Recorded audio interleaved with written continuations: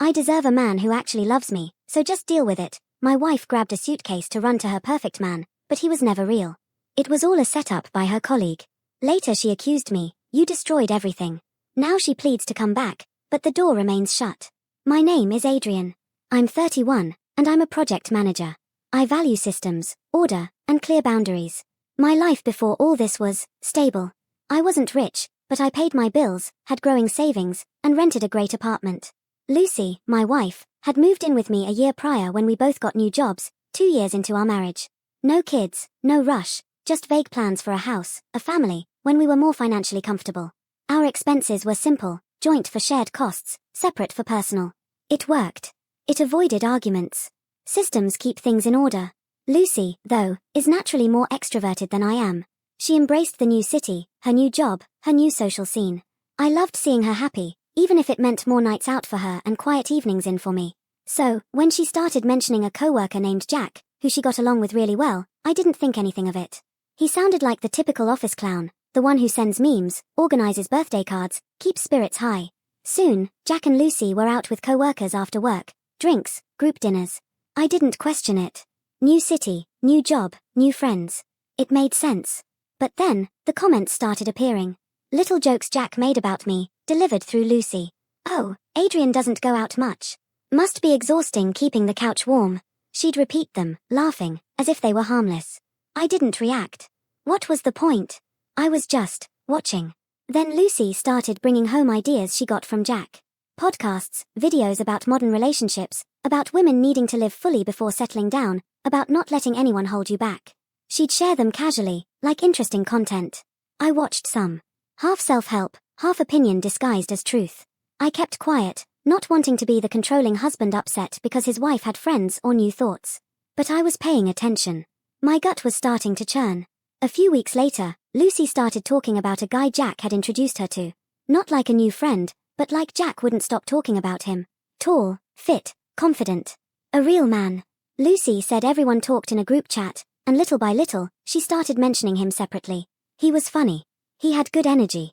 At the same time, I noticed her sending more messages, smiling at her phone, turning it away slightly when I walked by. Nothing huge. Just enough. Enough to note. Then came the hotel charge. I was reviewing our joint statement one night. The electricity bill seemed high, and there it was, nestled between the electric company and the supermarket. A charge for a hotel, 10 minutes from our house. $142.89. The date matched a day Lucy had said she'd work late. My heart skipped a beat. I asked her directly. She didn't flinch. Oh, that was for a work event, she said. Some coworkers booked rooms so they wouldn't have to drive back. I nodded. Said, okay. No argument, no accusations. But in my head, the pieces weren't just fitting, they were snapping into a terrifying picture. A week later, Lucy invited me to meet her team after work. I accepted. We met at a bar near her office. Loud music, big windows. Jack was there. He was exactly as I pictured, loud, self-important, insufferable. Before I even sat down, he called me the quiet one. Then he asked Lucy, with a smirk, does he ever let you have fun? Like we were old friends sharing private jokes. I just smiled.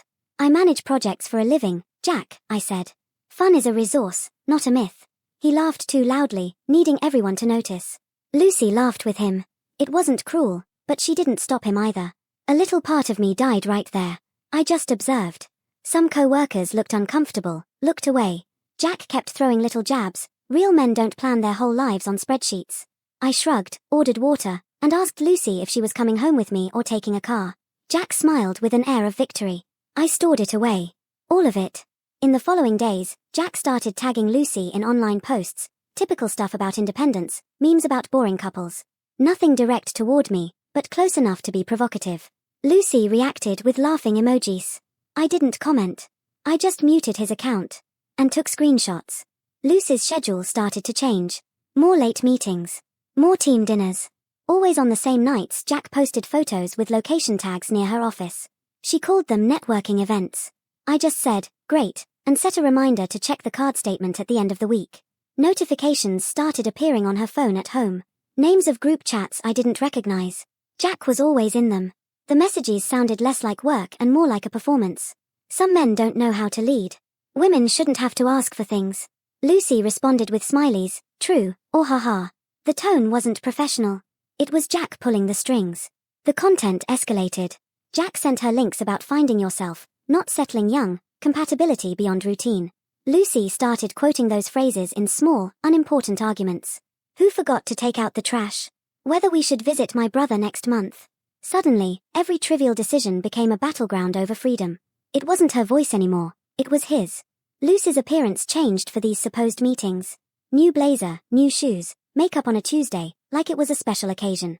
She left the house with this glittering determination, like she was heading to something truly profound. I didn't comment. I checked the shared calendar. More blocks that just said work stuff. Small charges started appearing on the joint card. Rides on transport apps that started 2 blocks from Jack's building. Dinners at places we'd never been. A charge at a store that sells travel items. Nothing was proof, not really, but everything was screaming in one direction. Jack kept hinting in group chats about a friend of his. I saw it over Lucy's shoulder. My boy would treat you right. He's tall, confident, knows what he wants. Still no name, just pieces. The foundation before the walls. Then Lucy mentioned him out loud. Mark, she said, as if she'd just remembered, as if it were a minor detail. Tall, fit, confident, very funny. Always the same 3 adjectives. She said he was sometimes in the group chat, too. I nodded. Asked if she needed the charger. She passed it to me without looking up from her phone. At that point, I no longer needed intuition. I needed data. So, when she fell asleep, I used her phone to link WhatsApp web with my computer. 2 minutes. That's all it took to scan the QR code. And suddenly, everything was there. Weeks of messages. Jack preparing the ground. Mark intensifying. Lucy crossing lines that cannot be uncrossed. The plan in motion. The hotel. What to say if someone asked. It was all laid bare. I exported the threads, sorted them by date, saved a clean copy. Then I checked her email. There it was, the confirmation of a hotel reservation, 10 minutes from our house. The same provider name, the same amount I'd seen on the card, $142.89. The date matched one of those work event blocks on the calendar. She had added it herself. I didn't confront her. I didn't need to. I had set the boundaries. The day arrived. Lucy came home early, showered. She took longer than usual with her hair. She wore perfume she never wore to work. The outfit was planned. The bag was packed with too much order for just a team dinner.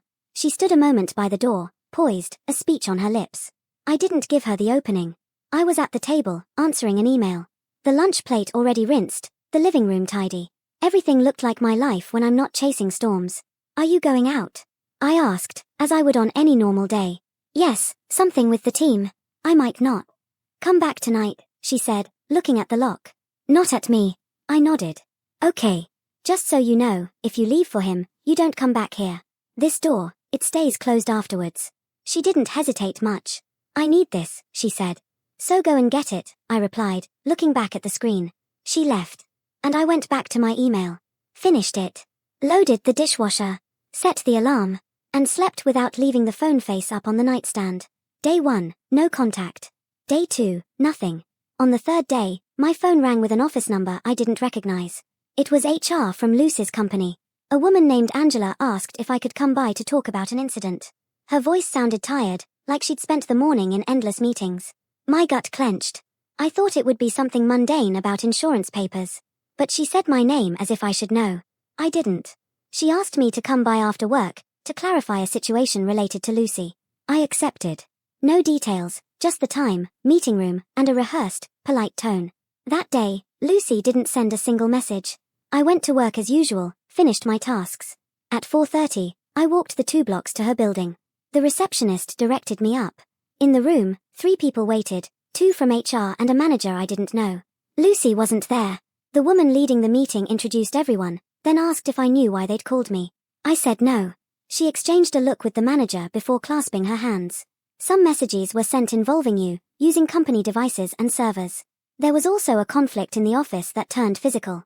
Given that your name appears in those messages, we must notify you and obtain context. I kept my face neutral. What messages? I asked.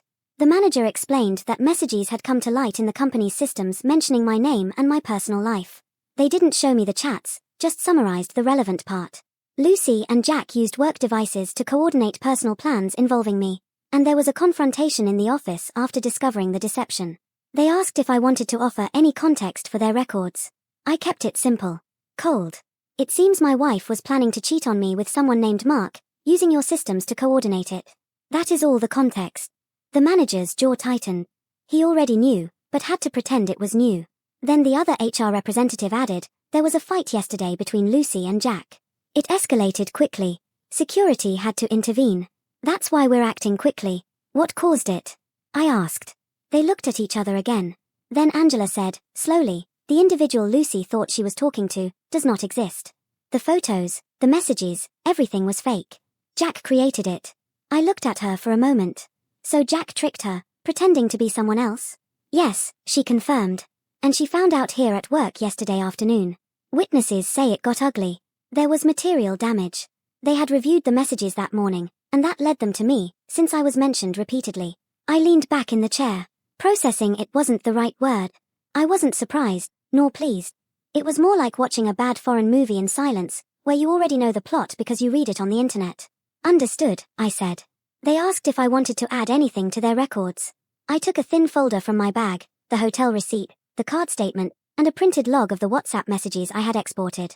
Nothing graphic, just dates and names that matched what they already knew. This covers everything on my end, I said, sliding it towards them. The HR woman glanced at the first page, nodded once, and set it aside. They said the company would handle the internal investigation. I wasn't expected to participate beyond that. Lucy was suspended while the process lasted. Jack, too. I stood up, shook their hands, thanked them for informing me, and left. Leaving that building, I felt calm. Like when you've already decided to quit, and the boss finally announces layoffs. There is no more surprise. Only the paperwork remains. That same afternoon, my phone vibrated. Unknown number again. This time, it was Lucy. I'm outside. We need to talk, she said. I remained seated at my desk. You left, Lucy. You already know the rule. That was the deal. Silence on the other end.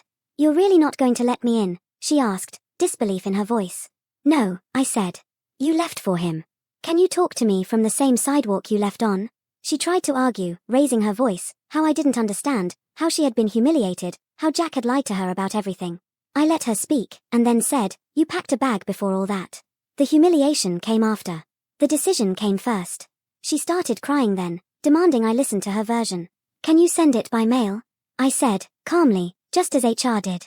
And that was it. I hung up. I closed my laptop, locked the bolt, and slept well. Lucy didn't call the next day. She sent some messages, long texts, walls of words about how I didn't understand, how Jack tricked her, how he could fix it if I just listened. I didn't answer. Because the night she left with that bag, I told her what would happen. The door remained closed afterwards, and it wasn't a metaphor.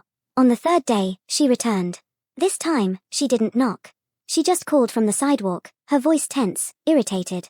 Are you serious? Are you really going to ignore me like this? I was still at my desk with headphones on, work calls. I told you the rule before you left. The same boundary stands today, too. This is my house, too, she blurted out angrily. It was, I said, clicking back to my spreadsheet. Past tense. Try the hotel. They let you do easy check-in there. She cursed. She said something about lawyers.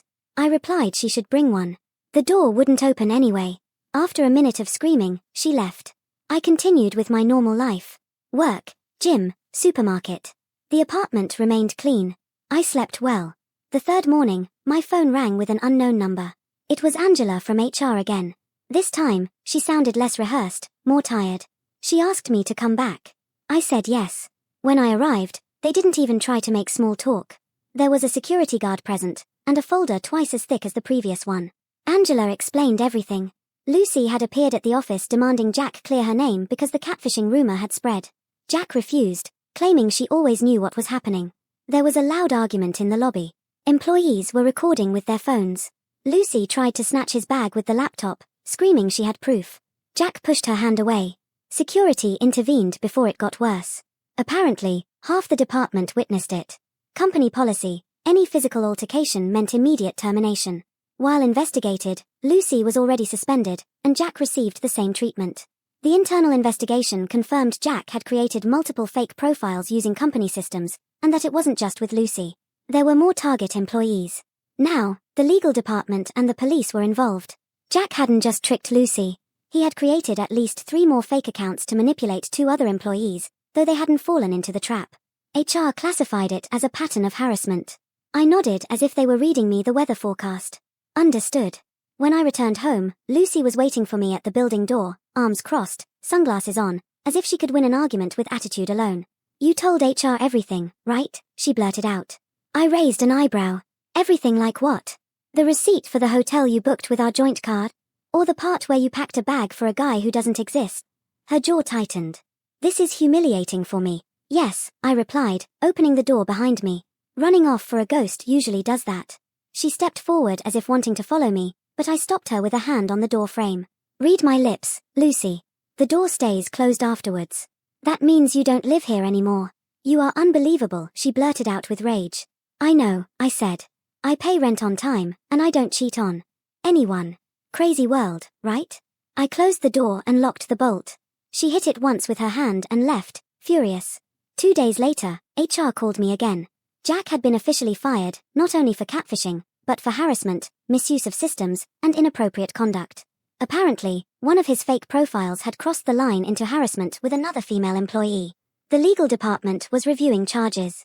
Lucy's file wasn't better. Between the hotel plans on work devices, public fights, and objects thrown in the office, the company terminated her contract with just cause. That meant no severance and no references. Angela's exact words were, "It's one of the messiest internal cases we've seen in years." I believed her. That night, Lucy wrote to me from a new number. You ruined my life. I replied, you packed the bag, Lucy. Jack simply didn't exist. She sent 3 more messages saying I was cold and heartless. I didn't answer. Because at that point, everything was simple math. She left. The door stayed closed. Everything else was consequences piling up exactly where they should. After Lucy lost her job, things didn't calm down as I thought. She didn't live here anymore. The door remained closed. I made that very clear to her. But she started calling from different numbers, leaving extremely long voicemails about how Jack ruined everything and how I was cruel for not listening to her. I saved them in a folder named Complaints, right next to the hotel receipt and the HR emails. A week after her firing, HR called me again. This time, Angela didn't sound tired. She sounded upset. Just updating you, she said. Legal confirmed multiple complaints against Jack from other female employees. They found fake profiles targeting 2 more women. He used company devices for everything. Criminal charges? I asked. Being reviewed, she said. Harassment, identity theft, maybe more. The police have copies of the evidence. Apparently, Jack didn't just trick Lucy for fun. He had a whole hobby. Fake numbers, fake photos, even a spreadsheet on his work laptop logging who he wrote to and when. HR said one of the women had already filed a restraining order after seeing the logs. Jack thought he was pulling some kind of genius prank. Now he had detectives reading his group chats. 2 nights later, Lucy appeared again in front of the building. This time, she brought her sister as backup. I received a message. We are downstairs. You owe me a conversation. I replied, I'm pretty sure I owe you nothing except an empty mailbox. Her sister wrote to me afterwards, Adrian. She lost everything. You could at least talk to her. I answered, she should talk to the hotel about refunds. The door is still closed. They didn't like it. Lucy screamed from the sidewalk for 10 minutes straight. I peeked out the window once and said, careful, Lucy. Last time you screamed at a man in public, you lost your job. After that, she left. Meanwhile, Jack's world was crumbling faster than hers. The company filed charges after closing the internal investigation, not only for harassment but also for misuse of computer systems, workplace misconduct, and data policy violations. I heard through someone from Lucy's old building that Jack was arrested for refusing to hand over his personal laptop. The police obtained a warrant and confiscated it. Apparently, he had fake accounts created months ago. His mugshot appeared on a local news site a few days later. Employee accused in online harassment scheme. I felt nothing seeing it. I just saved the link in case someone asked someday why Lucy lost her job. Lucy wrote again after the arrest. This is humiliating. Everyone knows now. I replied, actions have consequences. You chose yours. She answered, are you enjoying this? I told her, no, I just stopped protecting you from the math you did yourself. She didn't reply again after that. While all this was happening, I dedicated myself to closing the marriage. I cancelled joint streaming accounts, removed her name from utilities, moved half the savings to a new account solely in my name, and initiated legal separation proceedings with a lawyer recommended by a coworker. Clean, efficient. No drama. Lucy tried to delay things at first, saying by message she needed time to process. My lawyer sent her copies of the timeline, hotel reservation, HR emails, termination notices, everything dated and ordered. She signed everything in a week. The divorce decree wouldn't arrive for several months. Most states have waiting periods, but with the separation, everything financial and legal was resolved. 2 weeks later, Lucy appeared for the last time. She didn't call, didn't write. Simply was standing outside when I returned from work. "You really closed the door on me in my own life," she said, arms crossed. I shrugged. "No, you handed me the keys when you left for a guy who didn't exist." She looked at me with rage. "You didn't even fight for us. Lucy," I told her, "you weren't kidnapped. You packed a bag, made a reservation, and lied about it. After that, there is no fight. Only paperwork." She tried to move forward when I opened the door, but I blocked her with my foot. "The door stays closed afterwards," I reminded her. "You are unbelievable," she blurted out. "I know," I said. "I pay rent, file taxes, and don't cheat on people. Wild concept, isn't it?" She didn't look at me as if expecting a big fight scene. I gave her nothing. In the end, she left. That same day, HR sent me a last update. Jack, formally fired with cause. Lucy's firing closed without possibility of appeal. Police investigation ongoing regarding Jack. Angela thanked me for my cooperation, as if we had finished a project together. I archived the email with the others. When the final decree arrived, nothing between us had changed except the date on the papers. Friends asked if I was angry, if I wanted revenge. I told them, no. I wasn't angry. I was done. Big difference. Because anger means you're still in it. And I was no longer. The decree arrived 2 weeks after Lucy's last visit. Signed, filed, finalized. No arguments over money, no fights over furniture. She kept what she took the first weekend. I kept everything else. My lawyer sent me the confirmation email with a single line in the subject, "Case closed." That was all the closure I needed. Lucy tried one more time. She wrote from another number, as if changing the digits changed the result. "We should at least talk like adults." I replied, "Adults respect boundaries. Try again in the next life." She didn't like it. She started sending long messages about how Jack ruined her reputation, how at her old job, they still talked about the cup-throwing incident. I didn't say anything, because none of that was my problem. She packed the bag. Everything that came after was just math. The following week, a coworker from Lucy's old department sent me a photo of a poster stuck near the office. One of those HR bulletins about workplace conduct and harassment complaints. At the bottom, in fine print, it said, "If you or someone you know was affected by recent events, resources are available through." They didn't mention Jack or Lucy's names, but everyone knew. Apparently, the company brought in a consultant to give a talk on appropriate communication at work. I heard they forced everyone to watch a 20-minute video on professional boundaries while Jack's mugshot circulated in group chats. Meanwhile, Jack's case advanced quickly. Local news published another article about the harassment charges after police found more fake profiles on his personal laptop. Some were years old. One of the profiles even used photos of a real person he had taken from social media. Detectives called it large-scale online identity theft. I simply called it consequences. He had a trial date scheduled for the next month. After that article came out, Lucy sent me another email. "People keep asking if I was involved. This is humiliating." I replied, "You made the hotel reservation, Lucy. He simply didn't exist." There was no response after that. Around the same time, my building manager told me Lucy had stopped by, asking if she could enter the apartment while I was at work, saying she had left some things. He replied, "No, building policy. Only tenants listed on the lease have keys." Apparently, she got upset and started shouting in the lobby. He handed her my lawyer's business card. That was the last time she tried to enter. I, for my part, kept moving forward. I completely closed the old joint account. I opened a new one solely in my name. I changed the Wi-Fi password, the ones for streaming platforms, even the Netflix profile icon she used. Not out of spite. I was just clearing the board. I replaced the sofa we had chosen together with one I really liked. I changed the cutlery set, because why not? Little things that made the place feel mine instead of ours. One Friday night, I came home and found a letter stuck to the door. It was from Lucy. The first line said, "I deserve a chance to explain myself." The second, "You are being cold and heartless." The third, "I know I made mistakes, but you didn't even fight for us." I didn't finish reading it. I put it directly in the shredder I had bought the previous month for junk mail.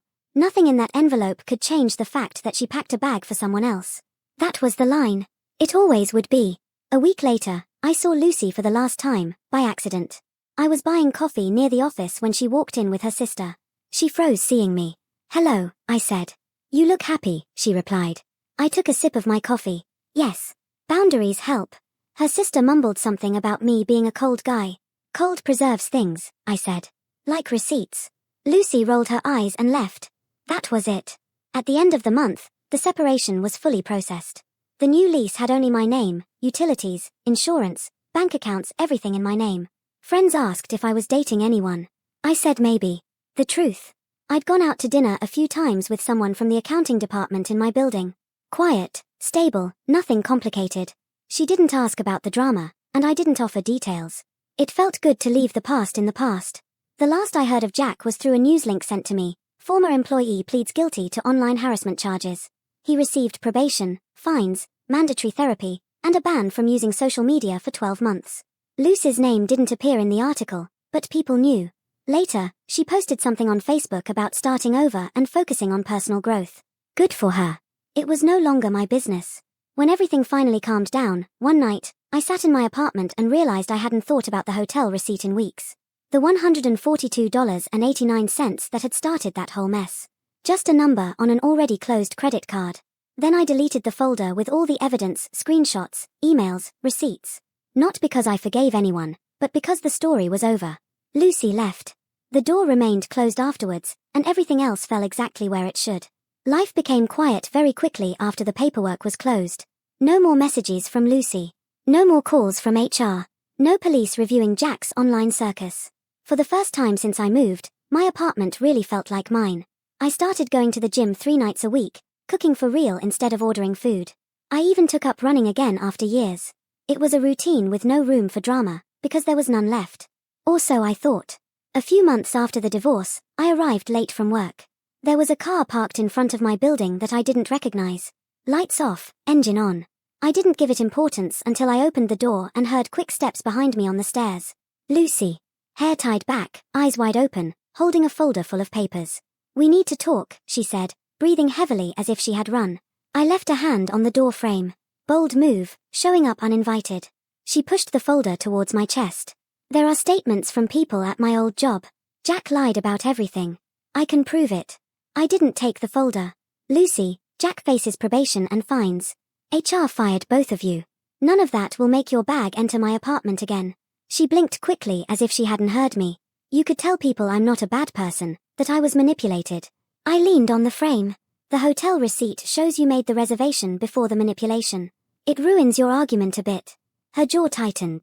"You love humiliating me, don't you?" "I just stopped helping you avoid it," I said. She pushed the folder against my chest again. I let it fall to the ground. "The door stays closed afterwards, Lucy," I told her. "That includes today." She looked at me as if she wanted a fight. I didn't give it to her. After a long minute, she went down the stairs enraged, mumbling something about lawyers she couldn't afford. I picked up the folder. Every page talked about Jack. Nothing changed the fact that she packed that bag on her own. I put it directly in the shredder. 2 weeks later, the drama found me again, but this time not because of Lucy. Jack's case appeared for the last time in the news when the sentence came out. Probation, fines, social media ban for 12 months with device monitoring. The judge described his behavior as a calculated pattern of deception. Reporters interviewed 2 of his other victims outside the court. One of them mentioned Lucy by name, saying she ruined her own life chasing someone who wasn't real. That clip circulated on local networks. People tagged me in it as if I needed the update. I watched it once in silence and closed the app. Lucy must have seen it too, because a few days later, she appeared outside my office building. Just as I was leaving, there she was, by the curb with crossed arms. "Did you see what people are saying about me?" she demanded. I adjusted my backpack strap. "Yes, I saw it. It seems freedom of speech is alive and kicking." "Could you defend me?" she said. "Tell them I'm not crazy." I raised an eyebrow. "Lucy, you screamed at Jack in a crowded lobby and threw a cup at his head. I'm pretty sure the video speaks for itself." She looked around as if expecting someone to come rescue her. Passers-by kept walking. "You enjoy this, don't you?" she snapped. "No," I replied. "Enjoyment requires effort. I'm just watching the weather." She didn't like that answer. She called me heartless again before leaving furious in a rideshare car that probably wasn't in her name. 3 weeks later, I received a letter by mail from an online reputation service. Apparently, Lucy had hired them to repair her digital footprint. They asked me if I wanted to provide a positive statement about her character for their records. I laughed so hard I almost dropped the envelope. I shredded it along with the previous folder. Meanwhile, my life kept moving forward. At work, I was promoted to lead a new project, bigger team, better salary. I moved part of my savings to an account for a down payment on a house, because becoming an owner again was starting to sound good. I started dating the building accountant more seriously. No drama, no games, just normal dinners and weekends. No police reports or calls from HR. The last time I saw Lucy was at the supermarket, 6 months after the divorce. I was grabbing coffee when she turned the corner with a cart half full of cheap wine and frozen meals. She looked at me, looked at the woman who was with me, and smiled with that gesture of someone who wants to have the last word. I hope she likes spreadsheets and ultimatums, she said. I smiled. She likes honesty. Big change, right? Lucy's smile disappeared instantly. She turned down the next aisle without saying anything else. After that, silence. No calls, no letters, no surprise visits. Jack disappeared from the news after completing his probation. Lucy stopped posting motivational quotes on Facebook. My building switched to digital keys, so even if she tried, she couldn't get past the lobby without a guest code. One night, I deleted the last files from the hard drive. Receipts, chat logs, the hotel bill, everything. Not because I forgave anyone, but because there was nothing left to keep. She packed a bag for someone who didn't exist. I closed the door afterwards. Everything else was just gravity doing its job. So, what do you think? Was I too cold? Or did I simply protect myself from the inevitable math of her choices? Have you ever had to draw such a hard line? Tell me your thoughts in the comments below. I really want to know.